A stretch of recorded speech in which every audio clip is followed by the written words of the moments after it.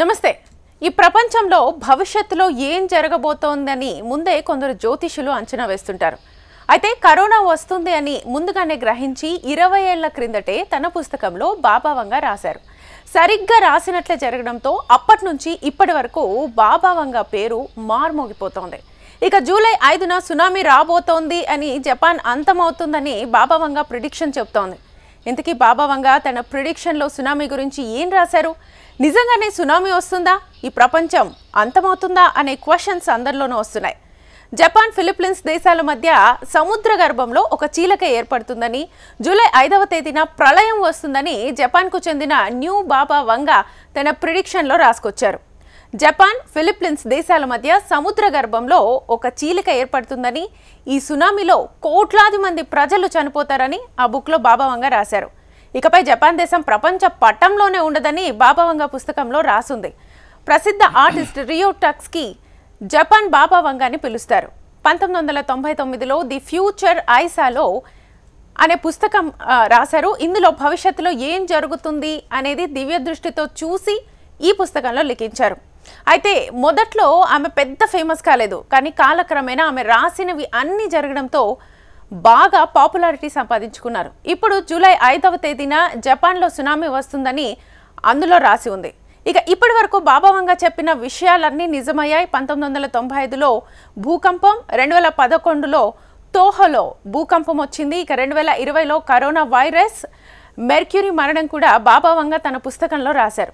ఇవన్నీ నిజం కావడంతో ఇప్పుడు జపాన్ సునామీ కూడా వస్తుందని, ఇక అంతం అయిపోతుందని జపాన్ ప్రజలు భయాందోళన చెందుతున్నారు. మరి జపాన్ దేశం ప్రపంచ చిత్రపటంలో ఉంటుందో లేదో తెలియాలంటే రేపటి వరకు వేచి చూడాల్సిందే. సో ప్రస్తుతం అందరి మధ్యలో ఉన్న క్వశ్చన్, ఇవాల్టితో జపాన్ అంతమైపోతుందా, ప్రపంచ పటంలో ఉండకుండా పోతుందా అనే క్వశ్చన్ అందరిలోనే ఉంది. ఎందుకంటే ఇందాక మనం మాట్లాడుకున్నట్టు బాబా వంగా చెప్పినటువంటి ప్రిడిక్షన్స్ అన్నీ నిజమయ్యాయి. మొట్టమొదటిగా కరోనా వైరస్ దగ్గర నుంచి జపాన్కి ఇప్పటి వరకు మనకు 2 వారాల్లో 900 సార్లు చిన్నపాటి భూకంపాలు వచ్చాయంటేనే అది ప్రిడిక్షన్ నిజం అవుతుంది అనే దీంట్లో ఆల్మోస్ట్ ఇప్పుడు ఫ్లైట్స్ క్యాన్సిల్ చేసుకుంటున్నారు. పర్యాటక రంగం ఆల్మోస్ట్ కుదేలైపోయింది. అక్కడ ఐలాండ్స్లో ఉన్నటువంటి వాళ్ళని తరలిస్తున్నారు. అంటే ఎంత ప్రభావం పడింది బాబా వంగా ప్రిడిక్షన్ అనేది మనం ఒకసారి అర్థం చేసుకోవచ్చు. సో ఈ నేపథ్యంలో రేపటి వరకు ప్రపంచ చిత్రపటంలో జపాన్ అనేది ఉంటుందా, ఉండదా, అసలు బాబా వంగా ఏం చెప్పారు క్లియర్గా పుస్తకంలో అనేది మనం ఈరోజు మాట్లాడుకుందాం. సో మనతో పాటు కళానిధి రాంబాబు గారు, ప్రముఖ జ్యోతిషులు జాయిన్ అయ్యారు. నమస్తే సార్. నమస్తే ప్రేక్షకులు, నమస్కారం సార్. ఇప్పుడు మనకి వీరబ్రహ్మేంద్ర స్వామి ఎలా చెప్పారో ఫ్యూచర్లో ఇది జరుగుతుంది అని చెప్పేసి, బాబా వంగా కూడా ప్రపంచ ప్రసిద్ధంగా అందరికీ తెలిసింది. ఎందుకంటే ట్విన్ టవర్స్ కూలిపోయిన దగ్గర నుంచి సునామీ వచ్చేంత వరకు, ఎందుకంటే భౌగోళికంగా మొత్తం జన నష్టం జరిగింది కాబట్టి అందరూ భయపడుతున్న సిచ్యువేషన్. సో మీరేం చెప్తారు అసలు? ప్రేక్షకులు నమస్కారం. నేను చెప్పేది ఏంటంటే, ఇప్పుడు కలియుగంలో 4 పాదాలు ఉంటాయండి. ఇది ప్రథమ పాదం నడుస్తోంది. కలియుగం మొత్తం 4,32,000 అని చెప్పారు. ఇప్పుడు ఇంకా 4,000 సంవత్సరం కూడా లేదమ్మా. ఇప్పుడు బాబా వంగా కన్నా గొప్ప ఎవరు? భగవంతుడు. అవును. భగవంతుడికి ఎప్పుడు కూడా మానవుడి మీద ఒక శత్రుత్వం అనేది ఉండదు. వాడి కర్మానుసారంగా మనిషి యొక్క జీవితం నడుస్తుంది అన్నమాట. ఇప్పుడు జపాన్కి కూడా మన ఇండియాకి ఎట్లా జాతకం ఉందో జపాన్కి కూడా జాతకం ఉందమ్మా. జపాన్ జాతకం ఎట్లా అంటే, వాళ్ళ ఫార్మేషన్ డే తీసుకోవాలి. 7th అక్టోబర్ 1946, 7/10/1946 మధ్యాహ్నం 2:53 టోక్యోలో వాళ్ళకి ఫార్మేషన్ డే అయింది. ఆనాటి గ్రహస్థితి చూసుకుంటే జపాన్ది ధనిష్ఠా నక్షత్రం 4వ పాదం, రాశి కుంభరాశి, జన్మ లగ్నం మకర లగ్నం. ఈ జపాన్కి 1/3/2025 నుండి 1/3/2045 దాకా ఇప్పుడు 20 సంవత్సరాల శుక్రమహాదశ ప్రారంభమైందమ్మా. ఈ మకర లగ్నానికి శుక్రుడు పంచమ రాజ్యాధిపతిగా విపరీతమైన యోగం చేస్తాడు. కంచి జపాను ప్రళయంలో ఏం మునగదు, ఇంకా జపాన్ చాలా అభివృద్ధిలోకి వస్తుంది. ఇప్పుడు 1/3/2025 నుండి 29/6/2028 దాకా శుక్రమహర్దశలో శుక్రుడి అంతర్దశ నడుస్తోంది. అట్లాగే రేపు 19 ఈ సంవత్సరం 19/6/2025 దాకా శుక్రమహర్దశలో శుక్రుడి అంతర్దశలో శుక్రుడి విదశ నడుస్తోంది.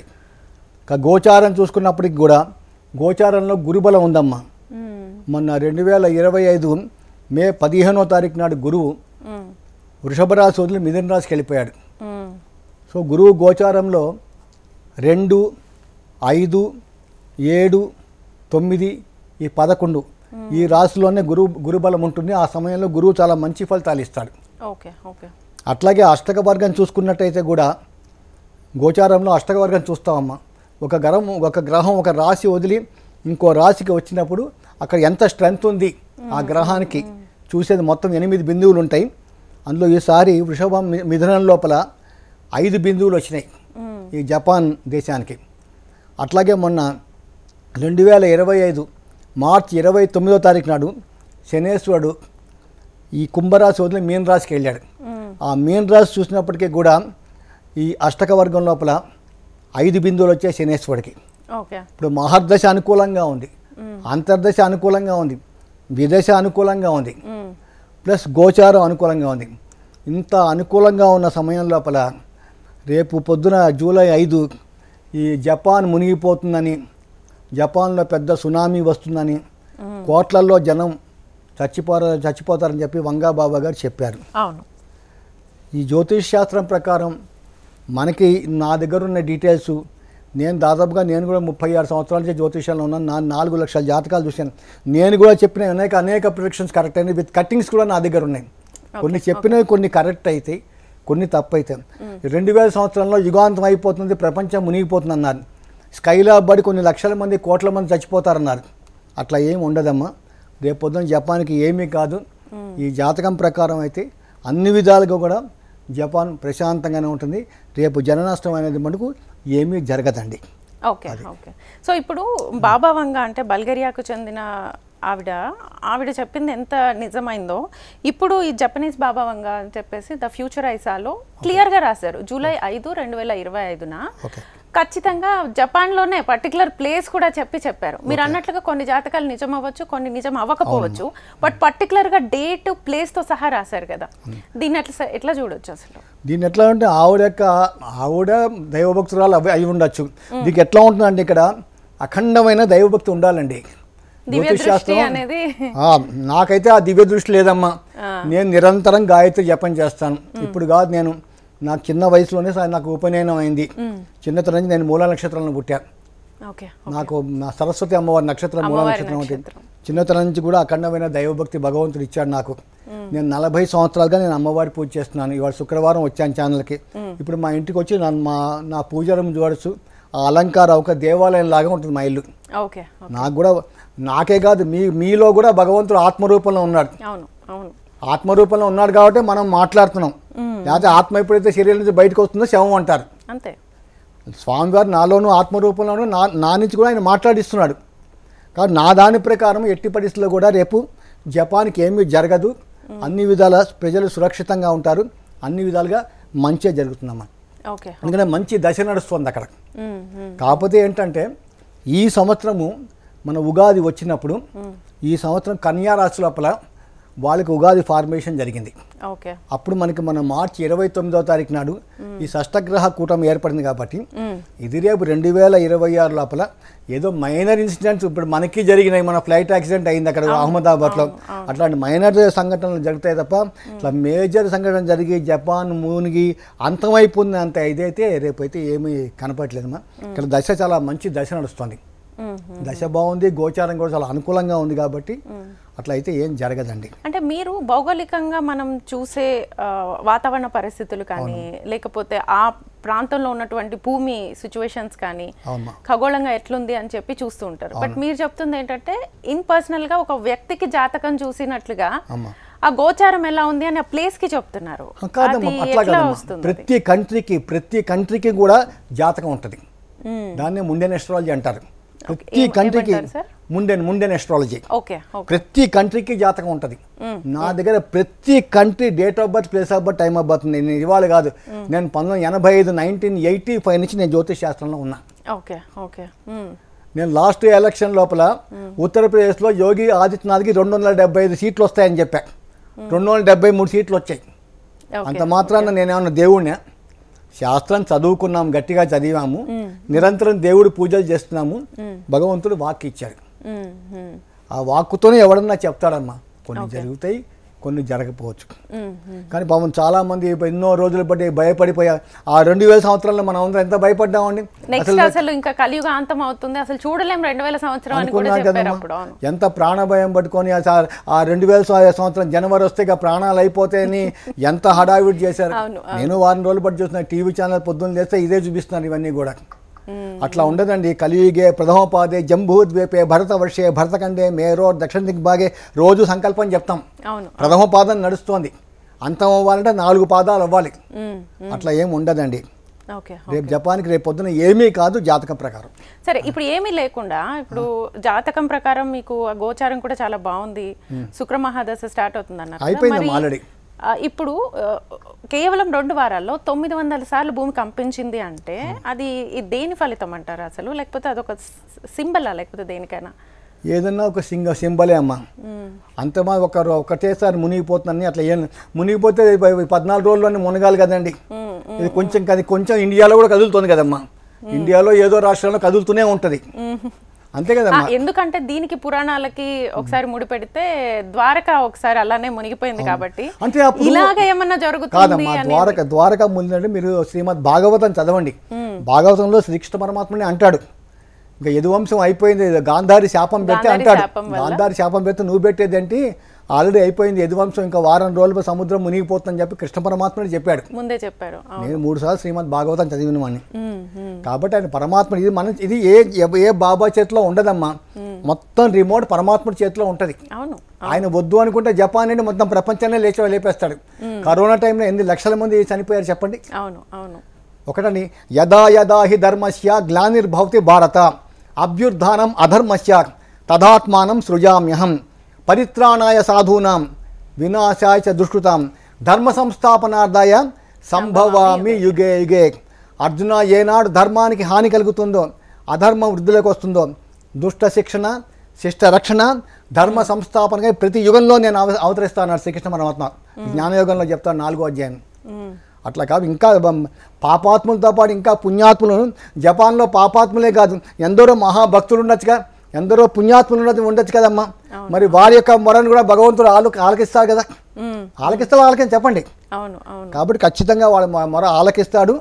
100% రేపొద్దు ఏమీ జరగదమ్మా. ఓకే. ఇప్పుడు జపాన్ వాతావరణ శాఖ కూడా ఇలాంటివి ఏమీ లేవు, నమ్మొద్దు అని చెప్తుంది. బట్ ఇక్కడ పర్టికులర్గా మనం ఇంతకు ముందు మాట్లాడుకున్నట్టు కూడా ఏది ఎక్కువగా ఎఫెక్ట్ పడింది అంటే కరోనా ఒకటి. ఇక్కడ 2011లో జపాన్లో వచ్చిన భూకంపం కానీ, సునామీ కానీ, ఇవన్నీ ఎక్కువగా ఫోకస్ చేశారు దీని మీద. సో ఇప్పుడు మళ్ళీ 900 సార్లు భూమి కంపించింది చిన్నగా అంటే మొత్తం అన్నిటినీ ఖాళీ చేయిస్తున్న సిచ్యువేషన్. అండ్ పర్యాటక శాఖ కూడా విమానాలు కూడా రద్దు చేస్తున్నారు, అంటే పక్క దేశాల వాళ్ళు కూడా భయపడుతున్నారు. అది కొంచెం కొంతవరకు భయం ఉంటుందమ్మా. ఆ భయం ఏ స్థాయికి వెళ్ళిపోతుందంటే మనిషికి చివరికి అన్నం తినకుండా, వాడు నిద్రపోకుండా, రేపు చచ్చిపోయేవాడు ఈ గంటల్లోనూ చచ్చిపోతాడు. అట్లా అయిపోయినా దానికి తగ్గట్టుగా ఇవాళ రేపు ఆ మీడియా, నేను 47 సంవత్సరాలుగా మీడియాలో ఉన్నానమ్మా, ఇవాళ కాదు. నేను 1976 నుంచి మీడియాలో ఉన్నాను. ఫస్ట్ నా లైఫ్ స్టార్ట్ అయింది ఈనాడు దినపత్రిక 1976లో. నేను 77లో ఈనాడు ఇండియన్ ఎక్స్ప్రెస్కి వెళ్ళాను. ఇండియన్ ఎక్స్ప్రెస్లో 31 సంవత్సరాలు నేను పనిచేశాను. గత 14 సంవత్సరాలు నేను హన్స్ ఇండియా పేపర్లో ఉన్నాను. కపిల్ గ్రూప్ మాది, హెచ్ఎంటీవీది మా హన్స్ ఇండియా. 47 సంవత్సరాల బట్టి మీడియా ఉన్నాను. మీడియా ఏంటో నాకు తెలుసు. ఇట్లా వాళ్ళు ఎవరిది వాడిది. ఓకే. సో మీరు అన్నట్లుగా ఇప్పుడు జపాన్కి సంబంధించి గోచార ఫలితం చాలా బాగుంది అంటున్నారు. మహర్దశ బాగుందమ్మా, మహర్దశ బాగుంది, అంతర్దశ బాగుంది, విదశ బాగుంది, షడ్బలాలు బాగున్నాయి. ఇప్పుడు సునామీ కానీ, భూకంపం కానీ వచ్చే 10 ఏళ్లలో కానీ, ఇప్పుడు శుక్ర మహాదశ అంటే 18 ఏళ్ళు, 20 సంవత్సరాలు. సో 20 సంవత్సరాలు బాగుంటుంది. మొదటి 3 సంవత్సరాలు అయితే ఏమీ ఉండదండి. 2028 సెప్టెంబర్ దాకా ఏముండదండి. ఆ తర్వాత శుక్రమహాదశలో రవి అంతర్దశ వస్తాడమ్మా. రవి వచ్చినప్పుడు కొంచెం ప్రాబ్లమ్స్ ఉంటాయి. మకర లగ్నానికి రవి అష్టమాధిపతి అంతర్దశ వచ్చినప్పుడు కొంత అష్టమం అంటే ఆకస్మిక ప్రమాదాలు, కొంత ప్రమాదాలని ఖచ్చితంగా ఇస్తాడమ్మా. అందుకని అంత ప్రపంచము, దేశం అంతమయ్యే ప్రసక్తి అయితే ఉండదండి. సో ఇప్పుడు ప్రతి దేశానికి సంబంధించి ఒక గోచార ఫలితం జాతకం ఉంటుంది. మన భారతదేశానికి సంబంధించి ఎలా ఉంది, ఏం చెప్తారు మీరు? మన భారతదేశం జాతకం చూసుకుంటే 15 ఆగస్ట్ 1947 అండి. రాత్రి 12ంటికి మనకి స్వాతంత్రం వచ్చింది. మన ఇండియాది పుష్యమి నక్షత్రం మొదటి పాదం అమ్మ. Okay okay. రాశి కర్కాటక రాశి, జన్మ లగ్నం వృషభ లగ్నం అండి. సో వృషభ లగ్నం అయితే ప్రస్తుతం ఏంటంటే మనకి ఈ 2025 సెప్టెంబర్ దాకా మనకి చంద్రమహాదశ జరుగుతుంది. ఎప్పుడు బిగినైంది? 2015లో బిగినైంది. 10 సంవత్సరాలు చంద్రమహాదశ. 2015 నుంచి 2025 చంద్రమహాదశ స్టార్ట్ అవగానే 2014లో మన భారత ప్రధానిగా నరేంద్ర మోడీ గారు ప్రమాణం స్వీకారం చేశారు. 2014 తర్వాత మన ఇండియా బాగా అభివృద్ధిలోకి వచ్చింది. మీరు ఏ స్టేట్లో చూసుకోండి, నేషనల్ హైవే రోడ్స్ చూసుకోండి, ప్రతి దాంట్లో కూడా ఇండియా బాగా అభివృద్ధిలోకి వచ్చింది. అట్లాగే పెద్ద పెద్ద ఆటం బాంబ్స్ అన్నీ చాలా వరకు మన వాళ్ళు కొన్నారు. చాలా మోడీ గారు బాగా డెవలప్ చేశారు. అది ఏంటంటే ఆ దశమిక ప్రభావం. కానీ ఈ అక్టోబర్ నుంచి మన ఇండియాకి 7 సంవత్సరాల కుజమహాదశ ప్రారంభమవుతుందన్నమాట. Okay okay. కుజమహాదశ మొదటి 3.5 సంవత్సరాలు చాలా బాగుంటుంది. తర్వాత ఈ కుజుడు ఏంటంటే మన ఇండియాకి మిథున రాశి లోపల ఈ ఆరుద్ర నక్షత్రం మీద ఉన్నాడు. ఆరుద్ర నక్షత్రానికి అధిపతి ఎవరంటే రాహు. ఈ రాహు ఏంటంటే చాలా ఎమోషనల్, ఆవేశము, తర్వాత ఏంటంటే చాలా మొండి గ్రహం ఈ రాహు. ఈ రాహు నక్షత్రం మీద ఉంది కాబట్టి మొత్తం మొదటి 3.5 సంవత్సరాలు ఇండియా చాలా అగ్రెసివ్గా ముందుకెళ్తుందమ్మా. చాలా అగ్రెసివ్గా వెళ్తుంది. ముఖ్యంగా వ్యాపారం చాలా బాగుంటుంది అక్టోబర్ నుంచి. ముఖ్యంగా ఈ రియల్ ఎస్టేట్ రంగం చాలా బాగుంటుందండి. ఎందుకంటే కుజగ్రహం భూదేవి కుమారుడు. అట్లాగే ఈసారి ఈ జూలై నుంచి సెప్టెంబర్ 2 మధ్యలో ఈ ఇద్దరు ప్రముఖ రాజకీయ నాయకులు కన్ను మూస్తారండి. ఒకటి ఏమన్నా ఆకస్మిక ప్రమాదం ఉంటుంది, ఇంకోటి ఏమన్నా న్యాచురల్ డెత్తే ఉంటుందమ్మా. ఎందుకు ఆకస్మిక ప్రమాదాలు ఉంటాయంటే ఈ సంవత్సరం మనం ఎట్లా తీసుకుంటామంటే మేము 29వ తారీఖే తీసుకుంటాం. 29 సాయంకాలం 4 గంటల 24 నిమిషాలకి ఢిల్లీ తీసుకుంటాం. మనం మస్ట్ ఢిల్లీ మన ఏది ఉగాది తీసుకుంటాం, మన ఇండియా క్యాపిటల్ తీసుకుంటేనే మీకు కరెక్ట్ పిక్చర్ వస్తుంది. అప్పుడు మనకి ఏమొచ్చిందంటే సింహలగ్నం వచ్చింది. అష్టమ స్థానాల్లో 6 గ్రహాలు ఉన్నాయి. ఇక్కడ మనకి ఎట్లా 12 భావాలు ఉంటాయో ఈ 12 భావాలు దేశానికి కూడా ఉంటాయి. ఫస్ట్ భావం ఏం చెప్తుందంటే హోమ్ డిపార్ట్మెంట్, దాన్నే లగ్నం అంటారు. ఆ లగ్నానికి అధిపతి ఎవరంటే సూర్య భగవాన్ రవి. అష్టమ స్థానాల్లో 6 గ్రహాలతో కలిసి ఉన్నారు కాబట్టి ఆ ఇద్దరిలో ఒకళ్ళు హోమ్ డిపార్ట్మెంట్లో ఉంటారమ్మా. జూలై నుంచి సెప్టెంబర్ 2 మధ్యలో జరుగుతుంది ఇది. అట్లాగే ఈసారి హైదరాబాద్లో కూడా ఈ వర్షాలు పెను తుఫాన్ లాంటివి వస్తుంది. హైదరాబాద్లో కూడా 3-4 రోజులు వరద అప్పుడు వచ్చింది సార్. అట్లా వరదలో మునిగిపోతుంది హైదరాబాద్. అంత పెను ఉప్పెను వస్తుంది హైదరాబాద్ లోపల. ప్లానెటరీ పొజిషన్స్ అట్లా ఉన్నాయి. ఓకే సార్, ఇప్పుడు మీరు ఫైనల్గా ఏం చెప్తారు? జపాన్కి అయితే ఏమీ కాదు. జపాన్కి ఏమీ కాదు. జపాన్లో ప్రజలు సురక్షితంగా ఉంటారు. సునామీ రాదు, భూకంపాలు రావు. అందరూ ఆనందంగా శుభ్రంగా తిని పడుకోండి. Okay sir, okay thank you so much sir. నమస్కారం. సో మొత్తానికైతే బాబా వంగా చెప్పినటువంటి ప్రిడిక్షన్ ఏదైతే ఉందో, ఇంతకు ముందు చెప్పినవి కరోనా కావచ్చు, లేకపోతే 2011 జపాన్లో సునామీ కావచ్చు, ఇవి నిజమయ్యాయి. కానీ బట్ ఇప్పుడు ఇది చూస్తే గోచార రీత్యా చాలా బాగుంది. సో జపాన్కి వచ్చిన నష్టం ఏమీ లేదు. అందరూ అనుకుంటున్నట్టుగా ప్రపంచ పటంలో ఉండకుండా పోతుందా అనే డౌట్ అయితే పడాల్సిన అవసరం లేదు అని చెప్పేసి చెప్తున్నారు. ఇది వాళ్ళ special focus. Keep watching HM TV.